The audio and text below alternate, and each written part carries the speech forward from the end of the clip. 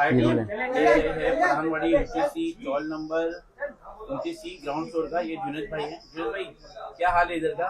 भाई ये 29C की पीरू लाइन पठानवाड़ी है, उसमें 3 चाल है, 29A, 29B, 29C।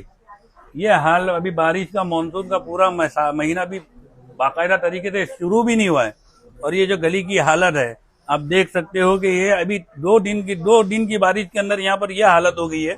तो आगे अल्लाह रहम करे कि ये पानी भर भर के कैसा हम लोग यहाँ पर रहेंगे। मैं यहाँ पर जितने भी सरकारी ओहदेदार आते हैं, एमएलए हो गए, हमारे काउंसलर हो गए, नाम ले, और एमएलए के अंदर अमीन पटेल साहब है, और अरे क्या नाम बोलते हैं, काउंसलर के अंदर निकम साहब है, और अरविंद साहब है।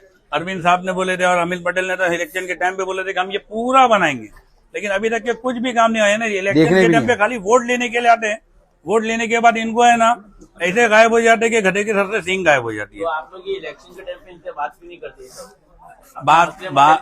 सब मसले मसाइल रखे थे, सब ये बोलते हैं कि हम ये बनाएंगे, ये करेंगे, लेकिन इलेक्शन के बाद कोई नहीं दिखता है।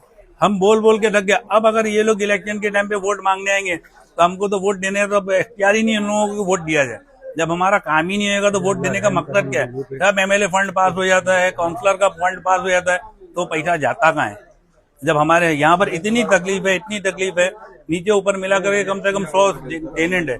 अब ये हिसाब देख लो कि आप क्या हालत हो चुकी है। मैं ये नहीं बोलता हूँ कि इसमें खाली एमएलए जिम्मेदार है, यहाँ के टेनेंट लोगों ने भी गलतियां की है, बहुत से इलीगल इंक्रोचमेंट किया हुआ है, तो उसकी वजह से भी गलती है। लेकिन उसका कम से कम बैठ के हल तो निकले कि क्या काम करना है, कैसे करना है। दोनों पार्टियों को बिठा करके एक तरीके से हल निकालने की कोशिश करी जाए। हमारी आपकी ये इल्तिजा है। और मीराना मस्जिद ट्रस्ट भी इसके अंदर मेहनत कर रहा है, लेकिन वो भी वही बोल रहा है कि क्या करेंगे, कैसा करेंगे। तो प्लीज मेहरबानी करके इस हालत को देख करके तरस खा करके यहाँ के टेनेंट के ऊपर कम से कम कुछ आगे की हालत को सही करने की कोशिश। सही बात है जुनेद भाई, थैंक यू सो मच।